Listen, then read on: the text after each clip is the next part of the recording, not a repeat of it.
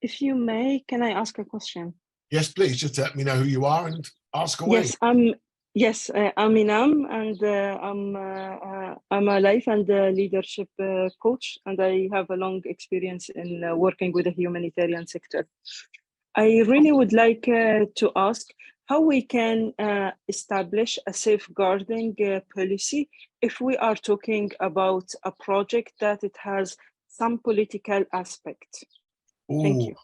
it's a very, very relevant question. First and foremost, the one thing I've witnessed over 30 years of where we began the journey and the ultimate development of the Sport for Development for Peace movement is that safeguarding was not and had not been properly addressed.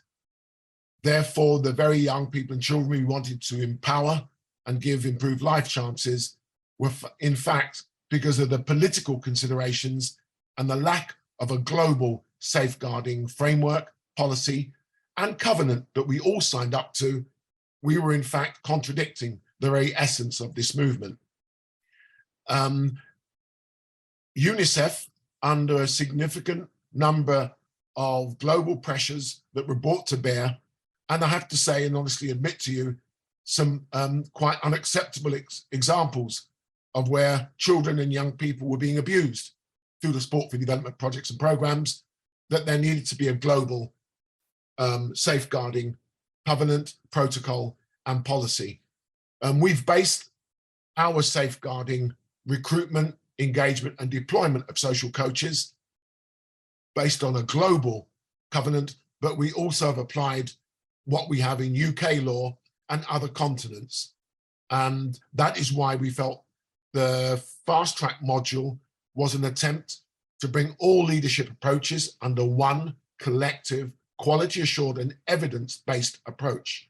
At this moment in time, we do not have a means by which NGOs, community organizations, anyone working with young people in this sector has one collective ability to convince or to challenge or respond to the critics that would suggest when it becomes political.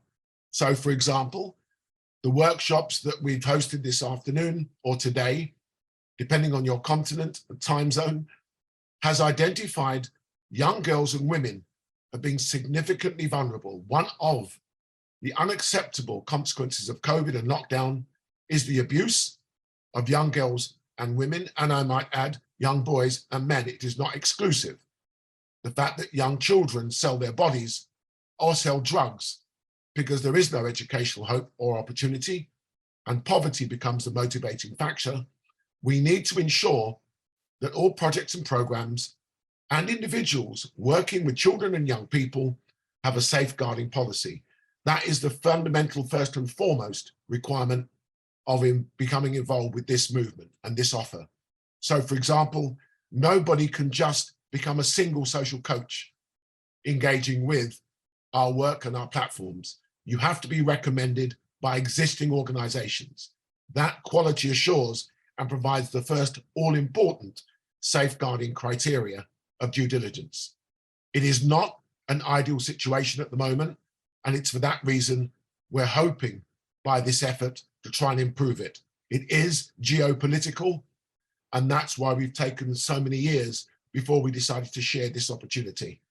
Inami, I hope it was a long-winded answer, but it is a very politically sensitive answer, but I'm hoping that this opportunity in the social coach fast track module will help address it.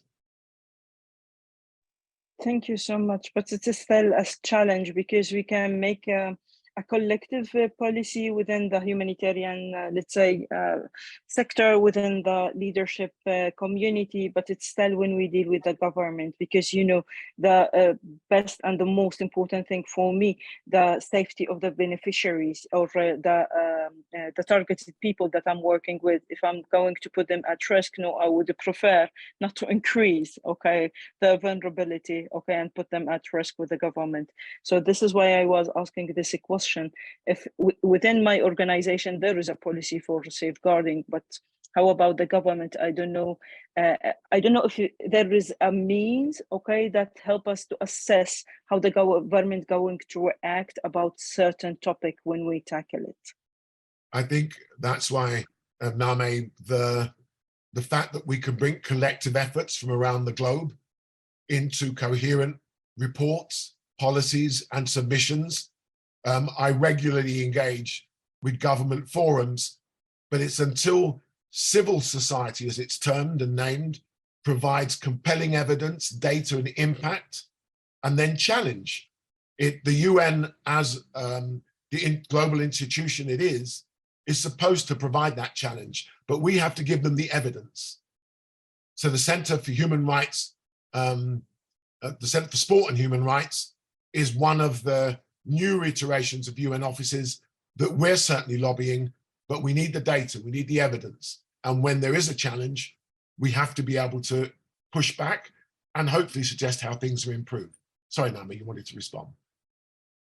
No, I just was agreeing with what you have said. Thank you so much. No, thank you. And everybody, this is first, foremost, and fundamentally the first principle. That's why the values of the social coaches are so important. It's why the trust, confidence, and respect is so important. And I will admit to you, an industry was created where there was almost a colonization of sport for development. I come from a time in the 20th century where this work in our communities, first world or third world, was for the community, by the community, with the community.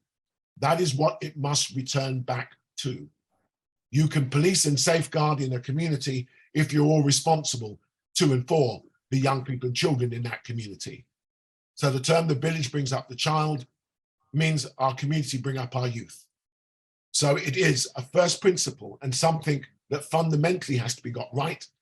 And if we equip our young people and children with the rights through education, formal and informal, that in itself defends them. But it's a very important point that Naomi has made reference to, and something we all need to be mindful of and contributing to.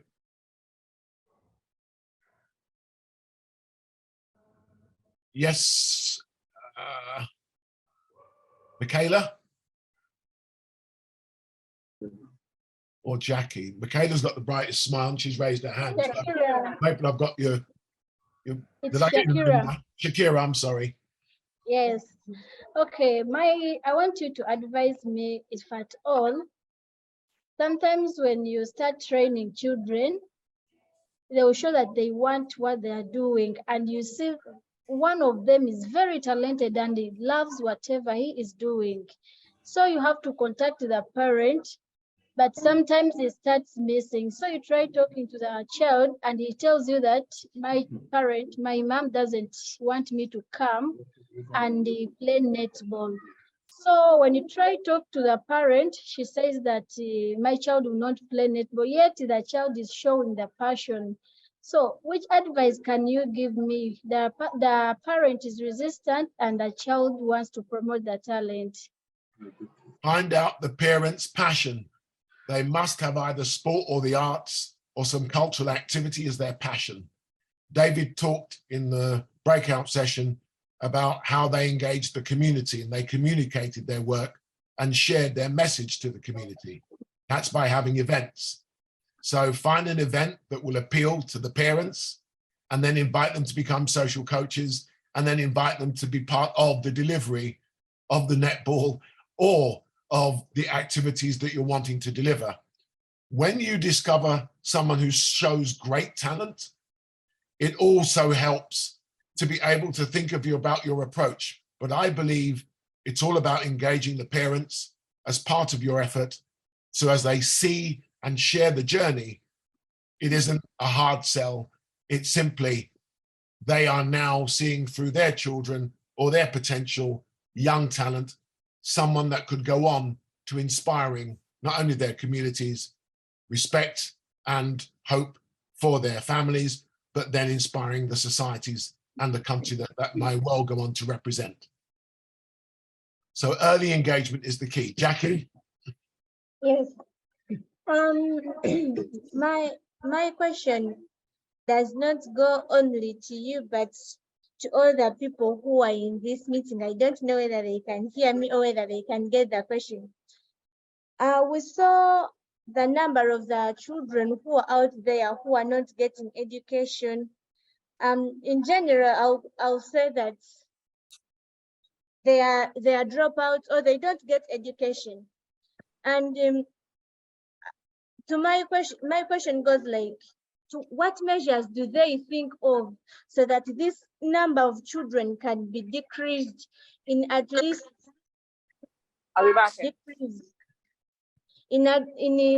because I saw somewhere when you're having goals for 2030. So to what measures do they have in heads, all the ideas they have so that this number of children who are out of school can be decreased? So Jackie, that's the reason that you've all come together today. That's the reason you've all contributed in the breakout rooms. And that's the reason the report that will be produced will reflect everybody answering that very important question. You've asked the question that we will have spent 3 hours today, but it's reflected thousands of hours and many weeks and many months. So you've asked the very question that would be the next step of what today is represented. So you're absolutely on the right path, but we would spend another 3 hours of what we had spent in quality hours of quality time. So I'm going to use the opportunity to Lenovo. You wanted to contribute a point, a comment, or a question. Thank you. Lenovo is Peter. Only that it shows the name of the computer I think we are using. So I've got that wrong. Okay, all good. Yes. My concern is about the relationship between the government, and then with the civil society organizations. When it comes to the meetings, the government will have the meetings with the governments there at that high level. But when it comes to working, then it comes down to us that will do that. And then there is a gap between the government and us who are doing, who are down here. When we try to communicate to the government people, there are some challenges. Reaching them is kind of difficult. So I wanted to find out how best we can at least reduce that gap so that we can all work together for the good of our children. Thank you. Everything that you are contributing today helps fill that gap. What we have at the moment, and please remember, the world has never been more uncertain as at any other time in modern history. We have conflicts on all 5 continents, the geopolitical agenda, first world, third world, the UN in its relevance, its importance. We have wars on continents. You know, it was always said there are conflicts in Africa, but there is conflict in Europe for the first time in 70+ years. The vulnerability of young people as a result of COVID-19 and lockdown. These are all what I call a perfect or imperfect global storm. And the climate and the environment are seeing the institutions in their current form needing a major overhaul and resetting. And that is because civil society must come together. It must be stronger so that when you are facing a challenge with your government, you know you have the support of all the civil society movement, for example, in Sport for Development for Peace. That is why the Youth Charter has only ever been as effective or ineffective in its approach by collaboration. Once you're in that portal, if you're experiencing a problem, you have the rest of your social coaches helping you. You have the rest of the organizations collaboratively helping you. We write letters of representation. But when you're doing that because you're part of a global movement, the government of the day do take you more seriously. This approach has been developed with the Ugandan government officials. That's why the Ugandan model was something that was to demonstrate, based on the Birmingham model, how we could replicate this and see civil society given its rightful place at the top table. At the moment, it is absolutely correct. The gap is there. The data, the information, the evidence is not fit for purpose. It's a false global economy So the resources are going, to my mind, my experience, the wrong direction. It needs to be redirected to your good selves. And that way it will answer a lot of the questions, knowing that you have the resources and that we can evidence it and show the funders. We're talking to global funders, but they want evidence. They want to know that if they redirect their money, that they will have the evidence of organizations like yourself, that we are safeguarding, that there is reputational relationship, that there is educational outputs and mental, physical, emotional health and well-being, that the climate and the environment is socially, culturally, and above all, economically sustainable. And that is what is possible now on the basis of the challenges that you face. But this collectivism that you see on the screen, that is the one-stop shop. And what Peter Raymond took you through is the ability to take any government, and we produce the reports, furnish you with the reports, so that you have something that when you present and are represented, gives you the confidence and gives government, and not all governments will do it because they want to do it, because to be fair, they have too much they have to address. But this is something we're getting a direction of travel in. That's why this workshop was so important today. Yes, can I add on something too? Please. Okay, thank you, Geoff. Yes, to add on what Peter has been saying and what you've been also explaining, I understand there are many international grants sent to help the core problem, like Peter has been saying, but even those grants don't reach us. For example, I would maybe say that encourage these online workshops. They are wonderful. Like now, we approach the one the founder. Now we can talk to you directly. But now there are some workshops organized in hotels, big hotels. Then there are grants which are meant to come and serve the purpose, which are directly would come to our organization, is to the core ground to serve the purpose. But yet you can just find yourself being called as a director to spend 5 days in a hotel. Spend a lot of, you eat a lot, you enjoy, and then you come, you are packed with the knowledge, what you will be doing, you should do, yet you go empty-handed, and you need funds to support your programs. Then nothing is being done. Yet those organizations consider that we met, there's an organization called Hope for Youth, there is Let the Girl Be, those ones engaged, were sponsored to do this. Yes, you were sponsored to listen and being equipped, but the programs are not going to be implemented. I don't know how we can eliminate this, because like you said, we need donors, funders, there are funders who can see what we are doing.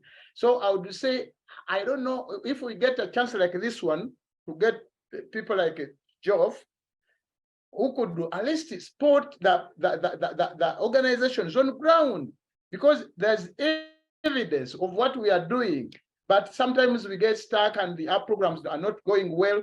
So I don't know how we can do this. I think that's what we've been also explaining, but I think something should be done to talk directly to those donors, the grants, from where the grants come from. There are very big donations which come to us, and we are invited. For sure, we are always invited, and we sit there. You come back when you count how much has been spent on you and the directors you went through. That you have done nothing, and yet that money would be those funds would be supporting our programs. David, what you're highlighting, I'm afraid, is why I decided and got the support of the Youth Charter team. And there are many who have helped develop, devise, and provide the opportunity here today. And by the way, we're not funded for what we do. This is all a volunteer effort. The monies that we receive go directly into the development of platforms, programs, and projects like this. This is part of a strategy. This is part of redirecting what I can confirm is up to $1.5 billion that does not go to where it is most deserved. I know that because after 3 decades and what the Youth Charter has inspired, that is as you have expressed in your frustration. This work is not delivered in hotels.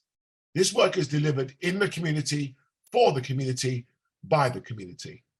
By this collaborative effort and what you contribute to today and the reports that are produced, we can go to funders, but we make sure that the money goes to yourself. One of the biggest criticisms leveled by the big NGOs is that small projects don't have the governance, the admin, and the operational evidence to justify the handling of grants. We're removing that excuse and we're circumventing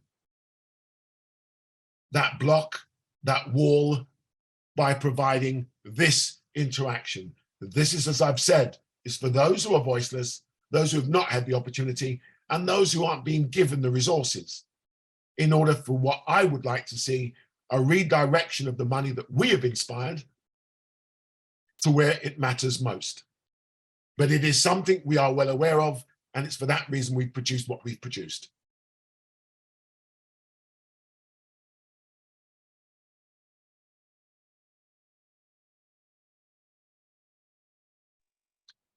Can I ask another question? Inan is here. I feel sometimes that there is a gap between what the people who sponsor the project, okay, bringing the fund from, okay, and what's really going on the reality. Okay, there is a big gap sometimes. They don't see, okay, what we are going through, how things are going, what policies in that country is implemented. So how we can rectify this gap, because it's really a huge challenge for us as a humanitarian workers. I really don't want to be at the, I suppose, accused at the, I suppose the point of repeating what I hope. And I implore you all, please engage with this portal, go through it, get to know it, look at the potential of what you've had today, which is a whistle-stop tour that Peter Raymond has presented to you. Everything that you have found as a challenge, the gaps, the lack of evidence, the audio, the visual, the reports, the data, the quality assurance, the safeguarding, the operational governance, it is all now represented in a sustainable development goal selection of 7 from the 17 that gives you the best possible chance of what we at the Youth Charter would like to see, a redirection of those resources, because we're always challenged. That money will go to where you want to go and see it arrive and land at, but will it be able to contribute genuinely without what they call any surprises? I admitted to you at the beginning of the workshop, we've inspired what we believed was a movement, a sector, but it has now become an industry. And my commitment, as well as the team at Youth Charter and many others, are wanting to see evidence that you are all in civil society able to provide new confidence that will bring new investment. So I would implore you to please fast track a module, signing up, navigating, provide feedback on the areas that work, on the areas that don't work. What we're sharing with you is a world first. We're sharing this prototype with you. It hasn't even been shared with the World Bank. The funders have seen it, but not how it works. You've had the exclusive exposure to look behind, as it were, the bonnet. You've been given a sense and the art of the possible, but this is something you all take forward. That has always been our approach. It hasn't always worked in our favor, and we've become victim, as you have, of collaboration and partnership, simply seeing those get the money but deliver very little. So I hear everything that you're saying, but I believe we now have a chance of being able to redirect and restore the resources to see you continue your great work.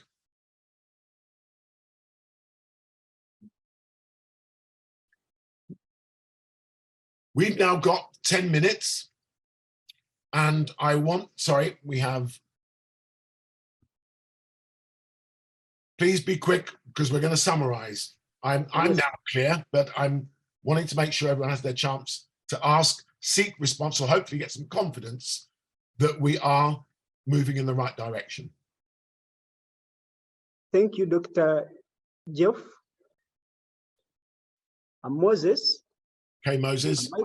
My question is regarding boxing and kickboxing. Mm-hmm.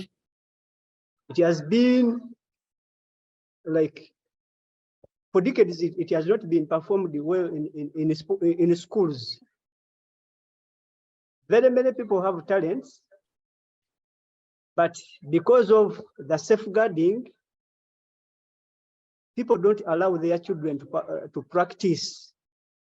But we have talents around. How can we start good? How can we start our communities gradually? And what are the basics to start like a boxing community? Okay, Moses. At least for sports, at least for football, there are football fields where you can go and train. But we don't have gyms around. We don't have boxing facilities, kickboxing facilities. How can we start on like the basics? Okay, Moses, in the first instance, you're particularly blessed with your climate, apart from the rainy season, in that your natural dojo or your natural gym is outside. There are many schools and existing facilities that provide that space. This is a subject I've been looking at for many years, and on the basis of the wider societal benefits, I made reference to girls and women in particular defending themselves, but equally boys and men. We need the discipline and the channeling of aggression. There is a combat sport initiative we're discussing as a result of the Birmingham 2022 Commonwealth Games. It's something that I'll be able to share with you as part of what I'm hoping will see you and all of you engage and be exposed to the opportunities that you are contributing to. But these are the subjects that we are already putting before the decision makers and the resources that we want to attract. Yes, thank you so much.